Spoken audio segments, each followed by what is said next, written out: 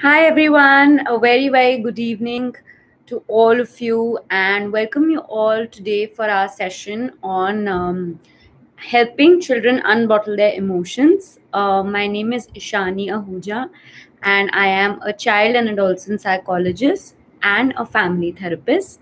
So, here's inviting you all for this journey to understand the ways in which we can reach out to our children and also create safe spaces for them to be able to express themselves.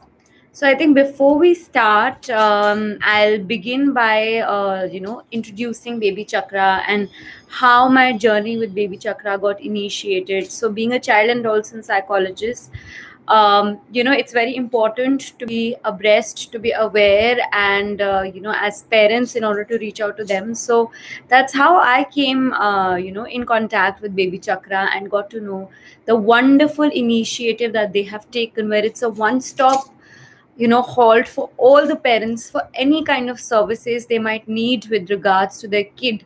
So it's that one hub where from doctors to medical professionals to nutritionists to lactational professionals to mental health professionals like us, so within this one platform all the services are available to you as parents. And the best part, as parents you can contact with each other, reach out to each other and discuss all your queries. Sometimes parent support and building that community is the most important thing. So Baby Chakra provides that wonderful platform for being able to build that community of parents. And lovely how in line with the recent coronavirus incident, they have also come up with these sanitizers and these vegetable washing oils, which are just wonderful to be able to use within your homes. They're the most safe products, FDA approved. So if you haven't yet got your copy, or you've not laid your hands on it, definitely go ahead. And this is a very, very trusted space that you can reach out for, whether it is with regard to your queries, your questions, or actually reaching out for the products you need. Okay, so coming back to our core topic, which is about unbottling my child's emotions. So, you know how, as kids, however much as adults we undergo different emotions, kids themselves experience a myriad of emotions. So, it could be as much as happiness, joy, sadness, fear, jealousy, worry. So, they all also undergo equal amounts of emotions. Just the way as adults, however, we have the vocabulary, we have the cognitive skills to be able to express those emotions, our children somehow at this tender age are still in the process of developing those, and yet right now are somewhere developing those skills of how to express these emotions and have the perfect vocabulary. So when we talk about creating spaces for unbottling my child's emotions, I think that is why it's the most important that we create a space where we reach out to a language that relates with the kids, that the kid understand and also is their way of expression. So I think as parents, it is, we play a very facilitative role to be able to do that, as we know our children the best, and we can create the most optimum opportunities for our children to be able to express themselves. Especially for that matter, in this time of the lockdown and of the COVID, um, it's just been a jungle of emotions. It's just been so many things happening one after the other. They're all parallelly happening. Working parents are home, they're trying to meet all kinds of deadlines, and then there is this added pressure to be also be able to cater to their children who also are at a different page, being with their caretakers, with their grandparents, and all of that has suddenly changed for them. Their realities have changed. Grandparents are no longer there. Their caretakers who would be there, play with them, take care of them while parents were working, or similarly for that matter, parents back home also who are there, there's so much more on their plate. It's not just about taking care of the home anymore. There are such added duties. So this absolute chaos, probably what is happening is our children are struggling the most.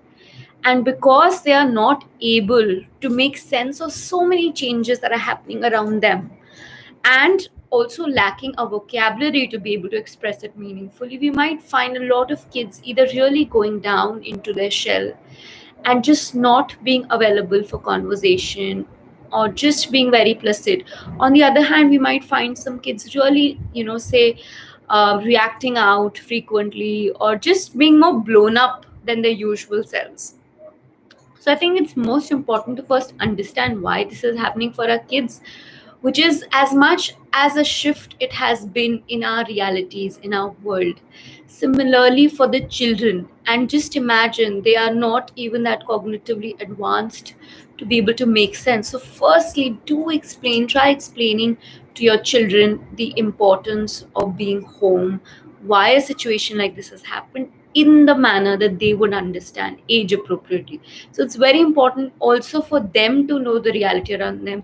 Many of us think they're too young, they might not get afraid, they might not just really get worked up, but it's very important. If you have not till yet, reach out to your child, explain them what's happening. You could use videos, you could use their toys, you could use some art material, you could create a story yourself, but do explain to your children and remember to tell them that, especially for the younger kids, it's not a repetitive reality that's happening. It's just something that's out there. And just like when we get fever and it stays in our body and it persists for a while, similarly, a virus like this exists out there. And it's not that multiply it's happening every day, because younger kids tend to believe, they tend to think that every day the virus is coming and hitting them. So that tends to make them even more scared. So thus identifying the importance of the need, especially in this hour, to be able to help our children open up, I would proceed forward and also try to explain why this unbottling really helps. So before I do that, I think first things first, as parents, it's equally important for us to be comfortable, to be, friends with our own selves, the emotions that we are undergoing, and what is it that we are grappling with. So unless we empty our cup, it's not easy to reach out to our children and to our family members. So before we, really get up to kind of reach out to our children, it's very important, look within, see what's bothering you, and create that empty space for yourself, so that once you're more relaxed and once you're more stable and in control of your own emotions, you're able to reach out to your child. Next, I think the very important thing in this lockdown, especially, is to be able to create that space. So, if you've all heard, or if not, there is a therapy called parent-child interaction therapy. In that, the most pivotal anchor is that of a special time. So, be it your child, be it your adolescent, be it your young adult, create that special family time with your child, with your little one, with your kid, because that is going to be the most important anchor to be able to create spaces for unbottling emotions with your child.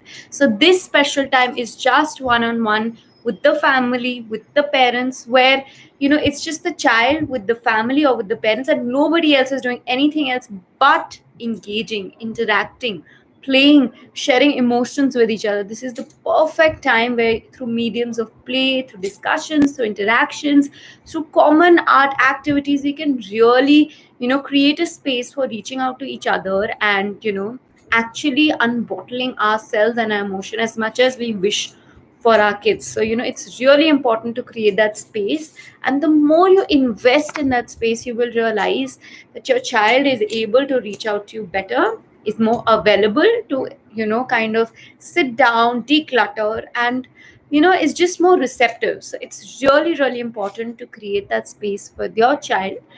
And remember, how it will also work is when that one-to-one attention is given. Otherwise, children are usually yearning for so much attention from their parents, and they try to get garner it in different ways. They might just react out, or they might do something silly just to get that attention. So the more you give that attention on one-on-one every day, take out half an hour, 1 hour, but dedicated half an hour, consistent 1 hour, where your phones are just somewhere very far, or your internet or your laptop is just somewhere else, and it's the very raw and simple act of connecting with each other. Thirdly, I think it's very important to tune into your child. And how you can do that is, one, through this special playtime or this special time with your little one or with your child. Second is connecting more, reach out. The more in tune you will be with your child, you'll be able to hear them, you will be able to see through them. Sometimes what happens is, when we are so filled in ourselves and our kid does anything, the first thing is we end up reacting to them. The thing we want them to not learn, and also learn to kind of manifest their emotions properly, this is what we are doing. So remember that, tune into your child. The more you tune in, the more you ask questions, the more you try to really understand your child, you will hear your child. You will be able to understand why my child is behaving, why he or she is consistently, reacting out on certain things. You begin to understand your child's pattern. And this really, really helps, not only for your child to feel safe and secure, that yes, with my parent I can open myself, I can share my emotions, or vice versa. You also feel that space of comfort of being connecting with your child, with somewhere, no matter what we say, when we are busy in our work lives, just so much of our part is in work or is in some kind of duty or responsibility, and otherwise as a part of our life, that the raw connect with our children, somewhere, we end up losing that. So get in tuned with them. The more it works parallelly. The more we in tune with ourselves, the better we'll be open to address, register what a child is feeling and listening to. So I think with that basic grounding, we could proceed forward, where we could figure out what are the ways in which, we can create these spaces for our child to unbottle their emotions. So I think foremost thing in that respect is, one, creating an emotional vocabulary for our children, because unless they have it, unless they possess that resource, they will not be able to express themselves. So, how do we really create this emotional vocabulary for our children? They are not born with it. And just like any other sphere of development, they're constantly developing this emotional vocabulary even when they grow up. Even when they've reached as adolescents, as young adults, we are constantly finding ways to express ourselves better. So, why not sow those seeds right from the very early age by providing the child the right vocabulary, the right ways to be able to express their emotions? So, I think starting with the emotional vocabulary, it's very important to be able to build an emotional toolkit for our child. So, how to be able to build an emotional toolkit? So, what you can do is, first and foremost, again, while we do so, is ask the child, play a game, have a role play where just inquire from that child what are the emotions that they feel the most during the day, or what are the emotions that they're actually feeling the most. It could be angry, it could be happy, it could be fun. So our children might not have the exact words, but try gauging what they're trying to say. And another way to be able to create that template, to be able to create that space for our children to express their emotions, have those simple emoji stickers right in front of them, especially for the younger ones, because the more concrete it is, they're able to pick that up and express themselves. For children, especially younger children, having something as happy, or all these emotions, especially the complex emotions which they are inevitably feeling, like fear, jealousy, guilt, it's very difficult for the child to touch base on it other than the basic happy, sad, angry emotion. So have those emojis, have that facial expression in front of the child, because our children, they might not have the vocabulary, but they're able to gauge, they're able to express themselves a lot with their body language, with the movements. Just imagine how a 6-month-old baby would be able to just smile or cry or understand how sensitive they are to these unsaid cues, and to the body language. So really emphasize on building that body language with them, show them those emojis, and also make them enact or role play how, when say they are angry, when they are surprised, when they are, really excited, how does their body look like, how does their face look like? The more we practice this with our children, the better they are also able to understand, say, when I'm in a certain emotion, this is what I'm feeling. So say angry, you could work out that, say, the heart is really running fast, rather than using a word as pumping. Our kids understand better, the younger ones, that the heart is running really fast. You could have like a role play around it. You could actually have the child engage in a movement, say, create a situation, ask him, when is it that, say, Rohan is really really angry, and really bring that situation to life. So, if we don't have those emoji stickers available, we could also simply make them on our own back home like this.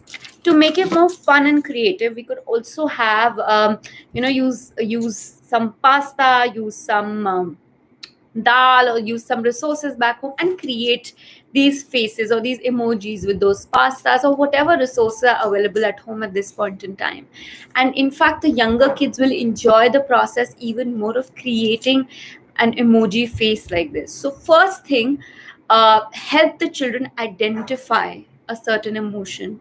How, when they are feeling this emotion, what is going on in their head, what are they feeling, how is their body responding, rather than having those big terms, just make it very tangible for the child based on their age.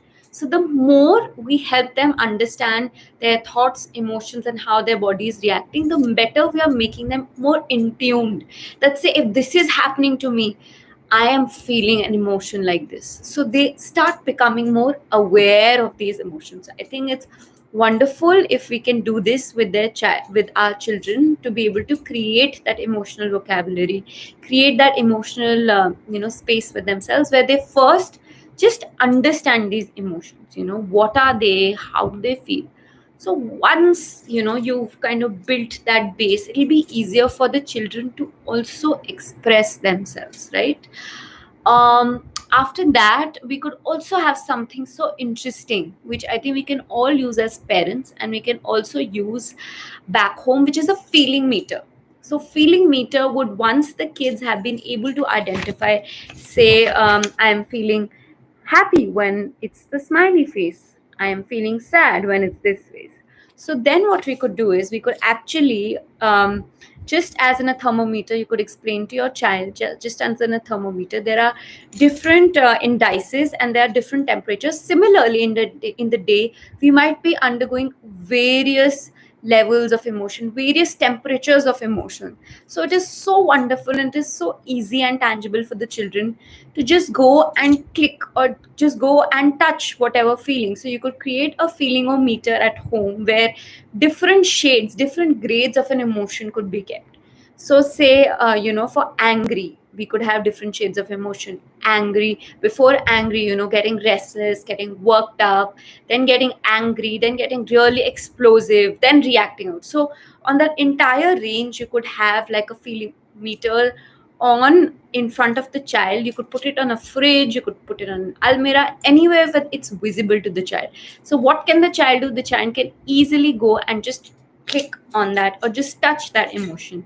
Or you could facilitate it for your child to just go and mark themselves. And also on a daily basis, why not have the child check in with him or herself? Why don't you do that? Be an anchor, check in your emotion. So children are like sponge, they will absorb what you show them most. So be their anchor, show it to them.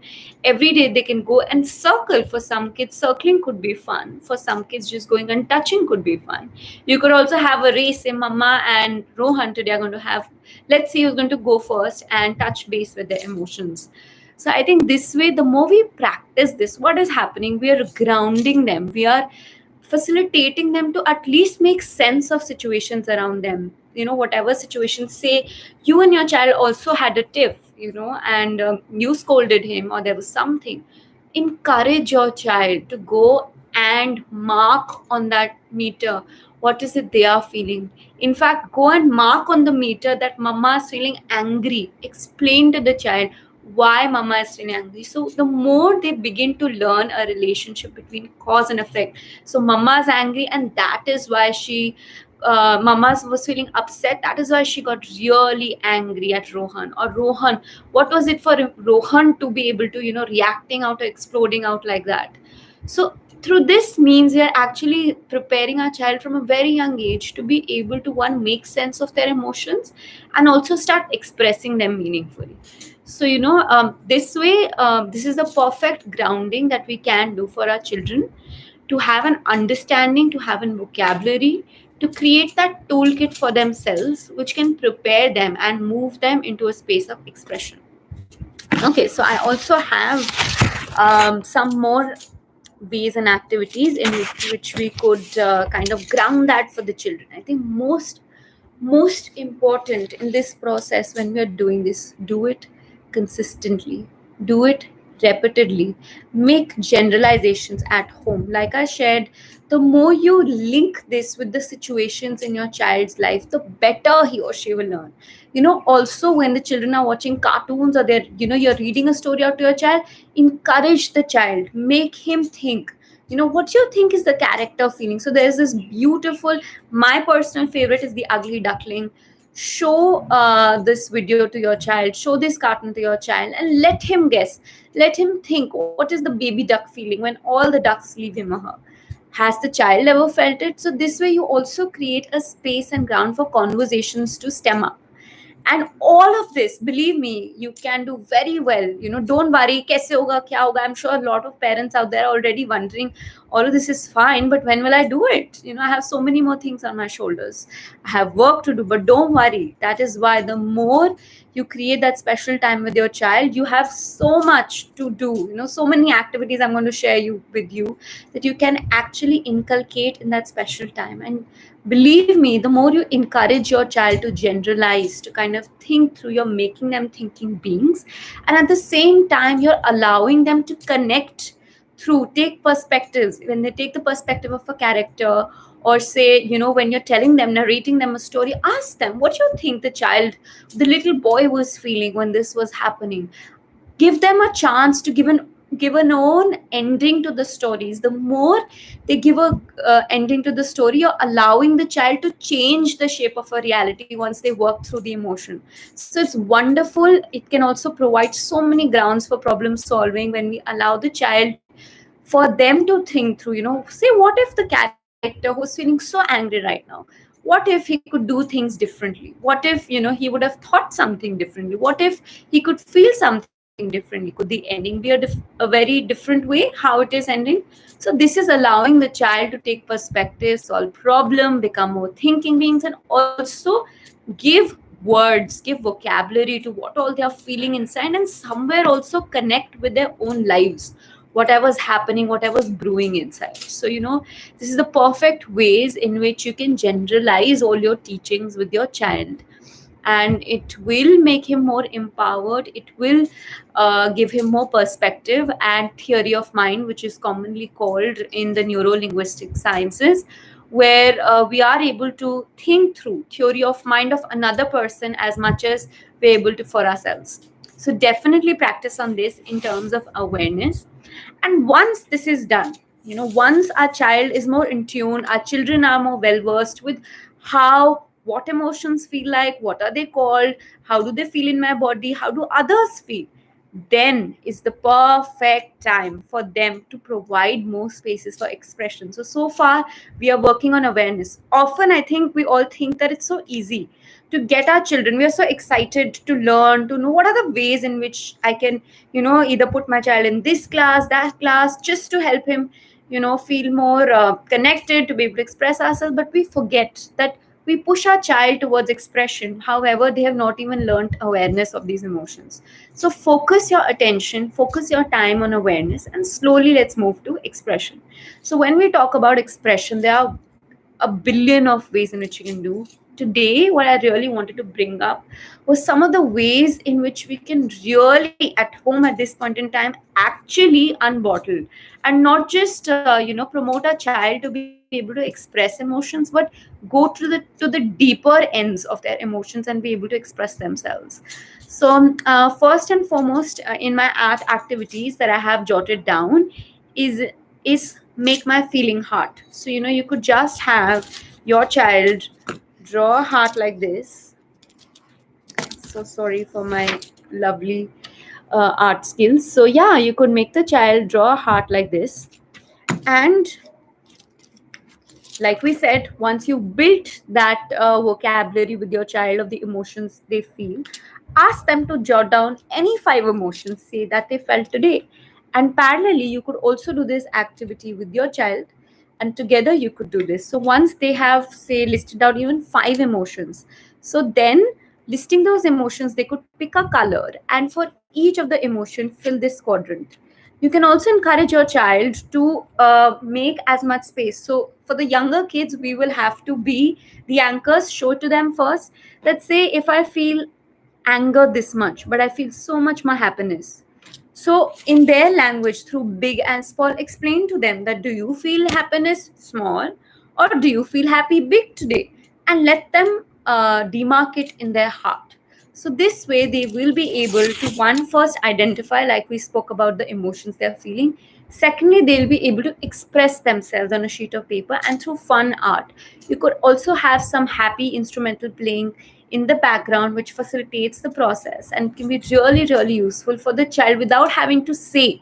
Sometimes it's not just about talking, but just about expressing. So, you could ask the child to color that emotion, pick a color for it, for, say, for happy, it's yellow color, or whatever color the child feels, and fill his heart with it. You could also ask the child to put some design in it, put some symbol in it. But with this whole activity, you're allowing the child to be able to unwind him or herself without actually speaking it. And post this, in another special time, say you could have the child to talk about these emotions, or, to further create a story around it, thereby giving it a more meaningful, concrete closure. So if these many emotions are being felt by the child, when all is it do I feel these emotions, and how can I work around it? So I think this is a very, very fun activity I have done with a lot of kids, and they totally love it, just with the colors splashing in. And you could also say, you could also, for the younger kids, show them the heart and say it's right within you, and it's okay to feel all kinds of emotions that you feel. And it's a very, very important learning we can garner for our children, that it's not just important to be happy or to have happy emotions, but it's equally important to address, to come to terms, become friends with all kinds of emotions, be it the happy ones or the difficult ones. So great, that could be one way. Then coloring, painting my emotions. So you could just ask the child to just pick up the paintbrush, and without telling, just whatever emotion that they're feeling at this point in time, just paint it out, just color it out. And if only if after painting the child is ready, you can ask him, would you like to give it a name? Would you like to give it a superhero? Would you like to give it a name of a person? So while the children do so, they might not essentially be talking about the emotions, especially the children who are very, very resistant. They're not comfortable talking about their emotions. So you can just ask them to give it a character, to give it a story, to just give it a symbol, something which denotes their emotions. And sometimes it's enough. You don't really have to be at your child's head to talk, to share. And parallel, you could do this activity. Sometimes we're also not ready to talk about our emotions. Then why pressurize or force our kids? The idea is just to help them unwind. So when they're able to just paint it out, just unwind it out, half of the problem is solved, because they might not then either go into their shell, or just really react out, or just really blow out, because the whole idea is they've got a meaningful channelization for expressing or unwinding their emotions. So this way it could really help your child to kind of express, purge out their emotions without having to talk about them, essentially.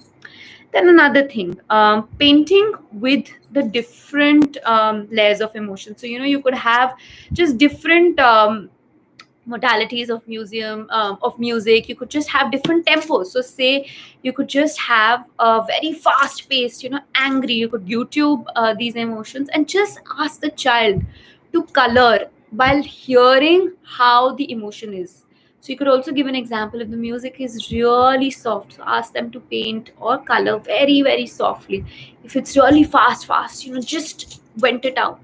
What happens again is, Now, without saying, sometimes whatever is within the child that's holding him or her up and is completely clogged within, with this activity, one, they connect with the tempo of the emotion. So in art based therapy, this is called connecting the movement with the music. So the movements are in tuned with the music. This also helps the right hemisphere become more sharpened, because the right hemisphere is responsible for creativity and is the sphere who's more receptive to music and emotion. So it kind of brings those neurofibers together and really sharpens the child's abilities and skills, so also making them more attuned to sounds in the environment. So just play these musics of varying tempos and you will realize that this is allowing the child to express so many of their forbidden and so many of their repressed emotions. Sometimes kids are so angry, and if we just allow them that comfortable space to unwind, just tell them it's a fun activity, let's see, can we catch up with the music, can we catch pace with it, and just play these different tempos of emotions, some very fast, some with a lot of suspense, some scary. So this way, without really talking about it, that I'm afraid, I'm scary, because a lot of our children and adolescents also are not comfortable expressing it. So through this means, we are creating a platform, a space, safe space for them to purge out their emotions. And then later, if the child is comfortable, and most likely it happens once all of it has left the child's body, leaving it more embalmed and calm, the child will be more open and receptive to be able to share about their emotions. Ask them, what is it that they have drawn when the music was really fast? What was their experience? Rather than just directly asking the emotion, ask them, what did it bring to your mind? Did it bring something? Did it bring a memory? What was your body feeling? Again, when we generalize and we reiterate how your body was feeling, it again gives the brain a message that this is what my body was feeling. Well, I have learned, when my body feels like this, when my heart is racing really fast, maybe I'm feeling anger. And half the time, some of our kids don't even know what they're feeling. But the more we create these mindful spaces to connect within themselves with these movements, the better they also start coming to terms with these emotions. So another way you could definitely create back home with the resources is this, to for the child to be able to purge out their emotions. Then another one, this is wonderful, this works very well. Well, ask the child, ask the adolescent, whatever are the things around them, what are the things which really make them feel safe, make them feel comfortable, make and are the ones which bring them most positive energy, makes them happy. Just collect all of it, collect all those things. And for the younger ones, it's super fun, because well, they have got to collect their favorite things, and we just together, you and your child could sit in your special time and create a circle of trust, a circle of healing. With the adolescents, you could also name it, or the younger adults, the however they're able to process it, as healing altars. So in arts based therapy and in the Buddhist school of thought, this healing space, this healing altar, this circle of trust is the space where, no matter how you're feeling, no matter how overwhelmed you are, when you sit in the energy of this circle, you are able to find yourself more calm and relaxed. So, especially for all those parents who have their children who are extremely restless, or extremely hyper, probably, or are completely worked up, are reactive, and they most likely have learned this way of life of whenever they feel difficult emotions, it's easier to just purge it out by engaging with the external environment, by purging it out in the external environment, provide them an opportunity to tune in, one, by helping them understand what they are feeling through the activities that we discussed, and second, by building this healing altar, or by building this circle of trust. You tell the child that whenever you're feeling worried, whenever you're feeling scared, or whenever you're feeling a difficult emotion, let's come, sit here, close our eyes, and just breathe. Focus on breathing. Do this with your child. First, create that healing center and tell the child that it's a circle of trust. You can trust this space. You and I are together building this. So it also rekindles a lot of bonding with the parent child, and it to be a safe space where that whenever the child is feeling something like that, he or she can come and sit here, close their eyes and focus on breathing, allow the child to make this space. So it's somewhat similar if I talk in terms of behavioral therapy as a timeout, but how we garner it more healing properties is, one, when the child himself or herself is making it, they make it from a very subconscious part of themselves, which is very positive and space, and so are you contributing towards. So already this space has a very, very positive energy, and try making it in a space where it's more sacred, where it cannot be disturbed or where it cannot be removed. So when we are giving that energy to that space, one, it already becomes positive. The child feels positive about it because he's built it. It's not something as a punishment, he was given a timeout, he has to go and find his space of calm, but the child has built it. So there is greater confidence, there is greater trust even within the child that yes, I have built this place, and it's trustworthy enough, I can be here and I can definitely try it out with your child. Do this activity, be the model again. Whenever you in your daily life as parents are feeling troubled, just come here, sit down, and just close your eyes and breathe. Believe me, it will give you as many cathartic benefits as it will to your child, not only to unbottle their emotions but also facilitate you in unbottling you and your child. You never know, I've had parents who've shared with me that with this practice, the child got so used to it, he or she enjoyed it so much that they actually made it a part of the routine. The child asked for it, and so it also became a regulation strategy for their child. Whenever he or she would be worked up, they would come, the parents would sit and meditate with their child, they would just do breathing exercises. So if your child is ready, you could also take them to a next step, which is of meditating. But if they're not yet, just breathe in and breathe out whenever they are angry or when they are worried, and try relating it to a balloon, because it's more concrete for them. So just as when you fill in and fill out the balloon, how the breathing happens, make it more fun and concrete for your child. So you could definitely use this healing space and circle of trust, create it with the child's most favorite things, and believe me, your child would feel more relaxed. So after this, next up I have is in some of the activities is Zentangles.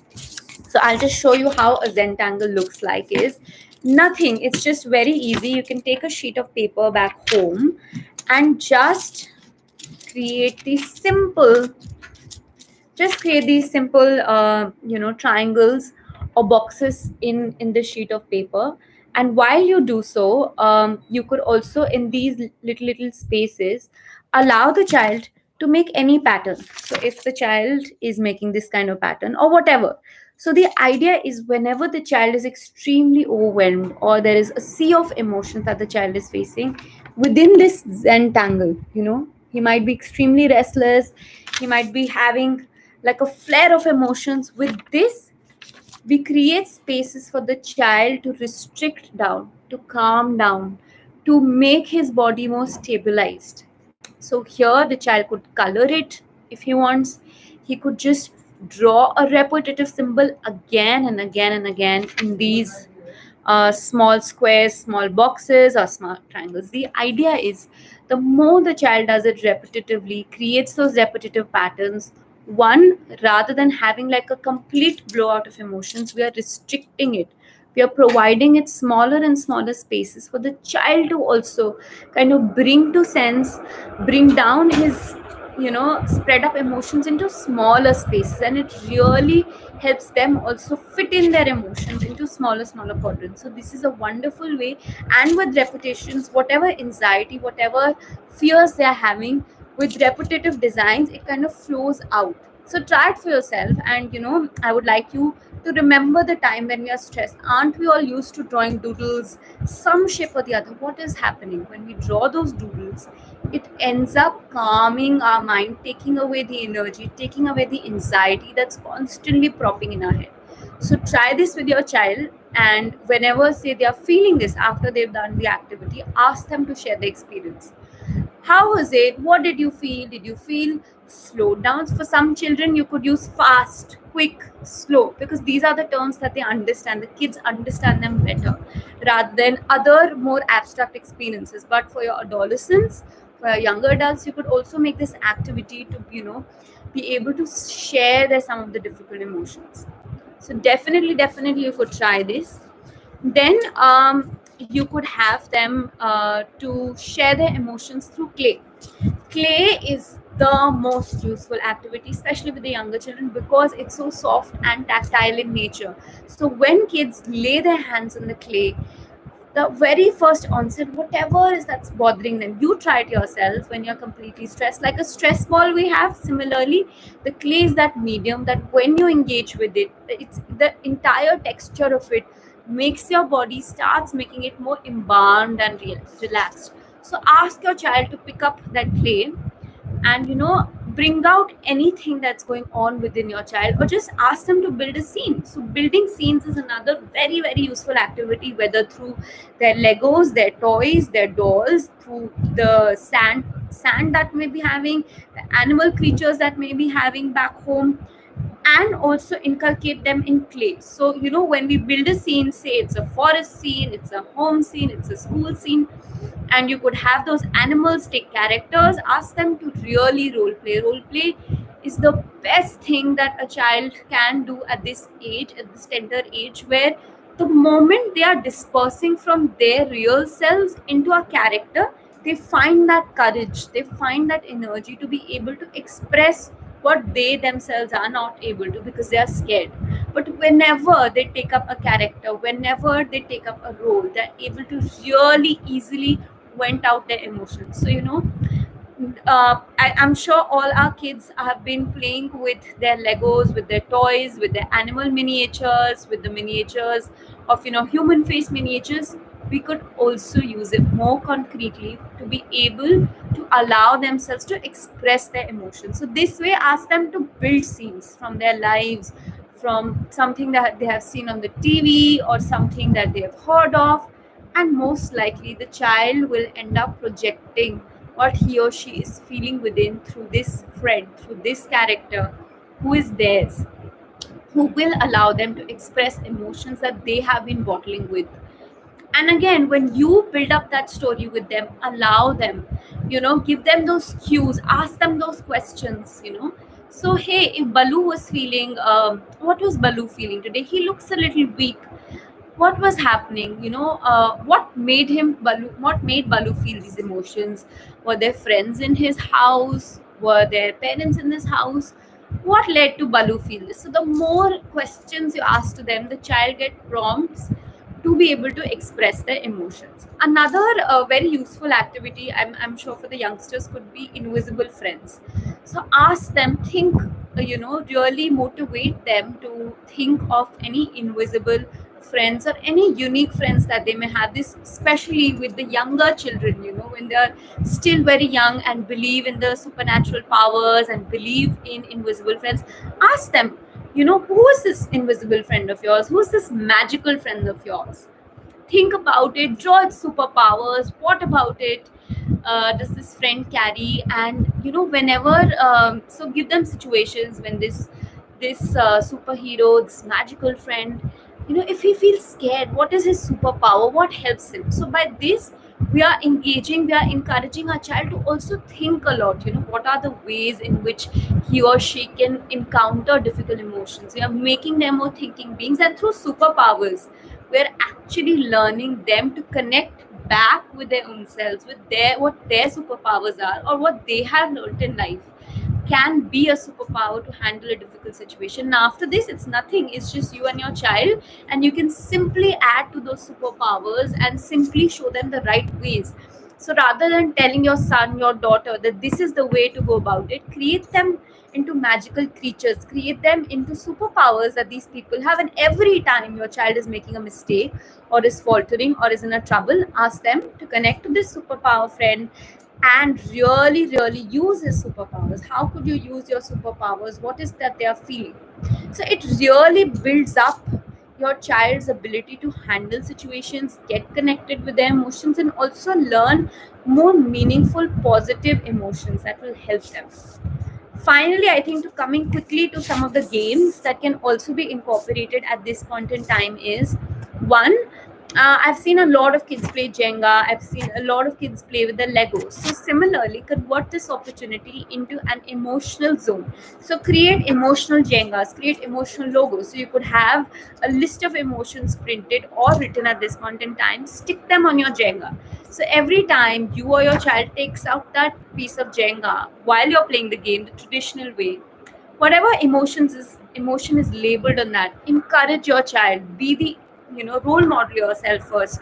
Say it's happy. So explain, encourage them to explain what happy means, like when they have felt happy and how does the body feel. Again, we are connecting awareness with expression and regulation. So this way you could use Jenga traditionally while ingraining emotions in it. Snakes and ladders. Well, you can find that you can make a completely new game out of it, which is based on emotions. So make a list with your child, emotions or situations that really make them feel blown up or going up in life, and they make them very elated. So list those emotions down. Make like a kitty or like a resource pool of those emotions first. You could again use those emojis, those stickers. If your child is not able to come up with a lot of emotion and is finding it difficult to be able to verbalize, show them those emojis, show them those facial expressions, practice it with your child, and the more you practice, the more they'll be able to come up with those emotive words and vocabulary of words. Then create a list of emotions which make us feel down, or what are the kind of emotions we feel when we are feeling down. Create those two kitties separately. You could have those separate bags, you could have separate boxes where these emotion chits are kept, or for that matter just emojis are drawn. Say list of emotions which take us high essentially are the list of emotions which make us happy. So you could have those drawn for some kids, which where say for them more concrete forms work. And then when you play snakes and ladders, and the moment the child climbs up the ladder is the emotion that makes him or her feel high or elated in life, quickly go in, pick up an emotion from your kitty of emotions that make you feel high and talk about it, discuss about it. Vice versa, when the snake cuts in and we go down, what are the emotions that make us feel down? So just those simple games can actually be converted into emotive games. You could also have feeling bingos with your child. You could play with them. Then in so many ways, you could even if you have your what do you call that carom. So every time the goatee goes into the carom, well, it's a goal. So you could have an understanding with your child that every time this goal goes in, we talk about something, we ask a question to another person to know about their feelings and emotions. So this way, some very simple games. Now you have got the idea. You can pick up. I'm sure, with this simple idea, you'll be able to pick up any game back home and convert it into an emotive game. So I feel all of these ways you could really, help your child unbottle those emotions, and not just the traditional way. Just don't ask your child. By asking our children, we might not create as lucrative spaces for them to be able to purge out as we can by these creative ways, through these combinations. And by incorporating games, art form, craft. You could also have, for adolescents, you could have letters that you're never going to send to. So what are these emotions, what are these letters that you're going to kind of write to someone or to yourself.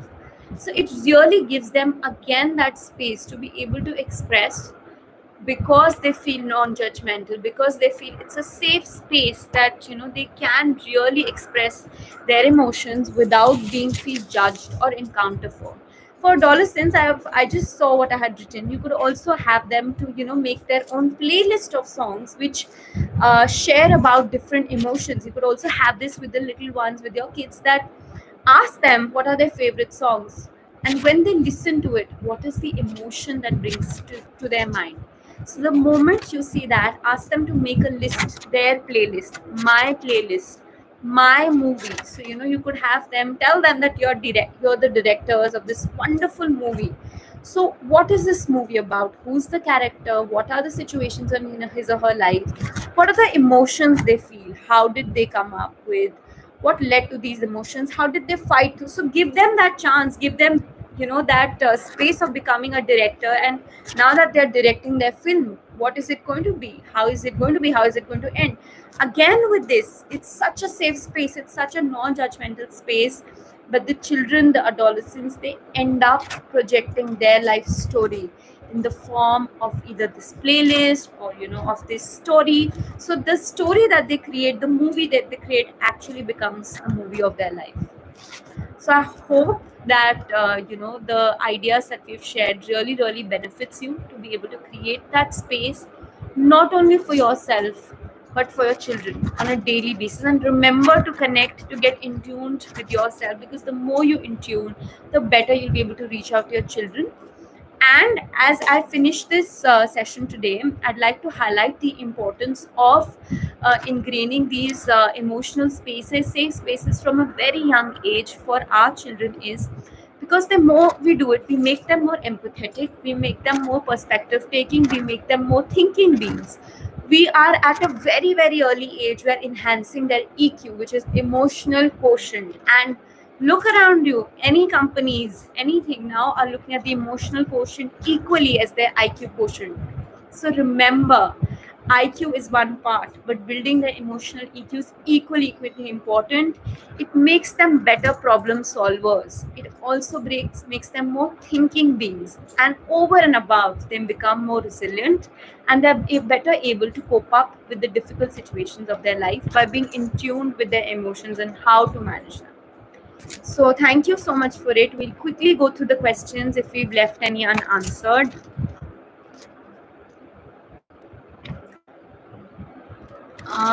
Okay, we have this question by Madhavi: how to communicate with the child to reduce stress. Madhavi, I hope your question has been answered in the session.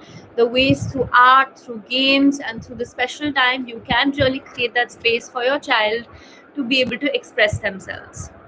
Ishani, what are some good play ideas with the 15-month-old child? Also, how much screen time would you recommend?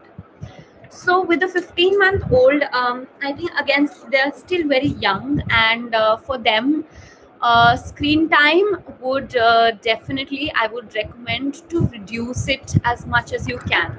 Replace screen time with story time. Story time also, where you become the character, as animated as they are looking. You know, what are they getting out of Peppa is the excitement, the animation, the modulation, the facial expression. So I think as parents, if we can really work on that part, wherein we role play, get them puppets. So for a 15-year-old month, I think what would really incite and make that child very happy is having those puppets, having those masks, having those toys.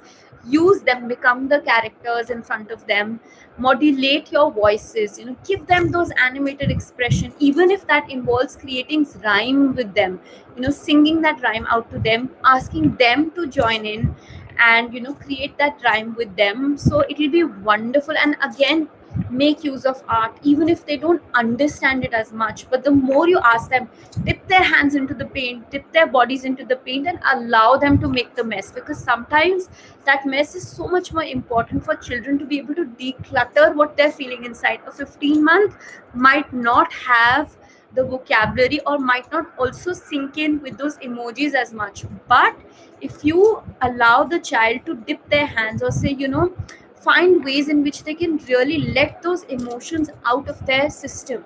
So art is a lovely way. Clay, make use of clay, make use of, at this point in time, quarantine time, I think, have you could have as many sensory activities with them, because it really encourages their bodies to be able to let go of what our kids are feeling. Otherwise, half of the times you might be finding children of, who are just growing up. So 15-year-old child is still growing up, is still making sense of the world. So they really understand cause and effect. So anytime they're also angry or they're feeling, so just one, pause them, give them a meaning to what they are feeling. You might not have big words as how we can with a different age group, but say, if a child is crying, repeat in front of the child, wah, crying, sad, sad. Repeat it. Make them short, crisp, concrete words, but make them for the child. The children really learn through facial expressions, as I shared about. So imitate the emotion that the child is feeling. Cry and try showing them that why this baby is crying. If you're doing a role play or a story, or if you become the baby, why this baby is crying. This baby need food, water, toy. So through simple single words and symbols, you're helping the child make sense of what is it going within them. So say if you're role playing the role of a child, and when the child is baby crying, and say then you show that mama, you could make the mama a teddy bear and bring it in front of the child. Mama do tap tap, mama make baby feel happy, mama make baby feel quiet, mama wipe tear of baby. So with these small words which are congruent with the child's vocabulary, the child sees and also learns empathy through this, and he or she also learns that when I cry, and if I was able to see mama saw me, so a cause and effect, so what happened with it. So the more positively you show to the child what was the result of their action, or for their cause what was the effect, the more child learns it positively. But if say the child is upset, is there something that's going within the child and is not able to explain it, he or she picks up say a remote and throws it, and the moment we give them a reaction like what, no, how did you do it, child learns. How communication works here is, if I ever want things to be heard, I'm going to either cry or throw things, and that's it, it's done. So the child does not learn the right way, and a no, as I shared in my previous session also, is absolutely, it has no meaning for the child. Only that when mummy says no, or if I get that reaction, that's it, whatever I want will be fulfilled, because at the end of the day they are seeking that reaction, they are wanting to be looked at. So rather than that, indicate to the child, maybe if they are throwing toys at this point in time, tell them that it looks like, say Ria is feeling angry, Ria feels anger, Ria feels sobby, Ria feels sad. So you could actually again give them a vocabulary, and at that point in time you could say that if Ria feel angry, Ria feels sad, so Ria go, Ria sit, Ria huggy toy, or Ria come to mama, Ria huggy mama. So rather than showing them, by saying a no, you're actually showing what is correct. Or you could say, if Ria has learnt it, Ria could go sit in her space, sit in her safe space, or Ria could go and say color, doodle, or Ria could go and dip hands and do paint. So in this way, whatever you want your child to pick up, whether it is playing with the toys when they're upset, allowing them to become comfortable, or just doing their doodling, or just picking up and making something out of their Lego toys, just show it to their child, and try investing as many sensory activities that you can. It will help the child to learn what are the ways that he or she can channelize their difficult emotions, label them, role play a lot, become animated, become their buddies that they try to see on the cartoon. You become the Cartoon Network, and believe me, you will not only find a bond more rekindled with your child, and remember your special time.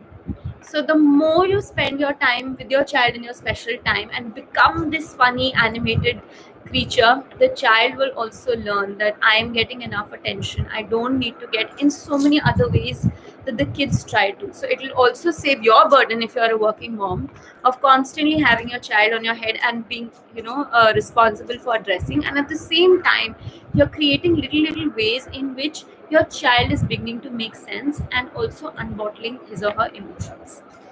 So any more question? Let me see if we are left with.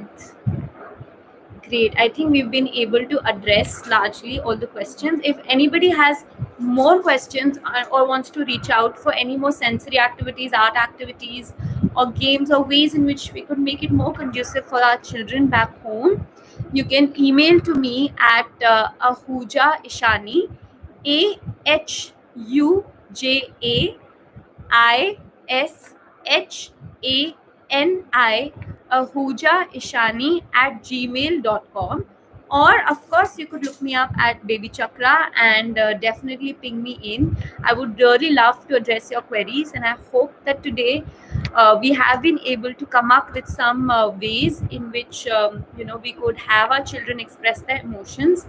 One last thing before we go, and it just comes to my mind immediately as we leave, is let your child create music to their own emotions. So I think if you find your child, if you give them the right resources, give them a spoon, give them a drum, whatever you have in your home, just give them that, and let them also learn that this is a signal for expressing their emotions.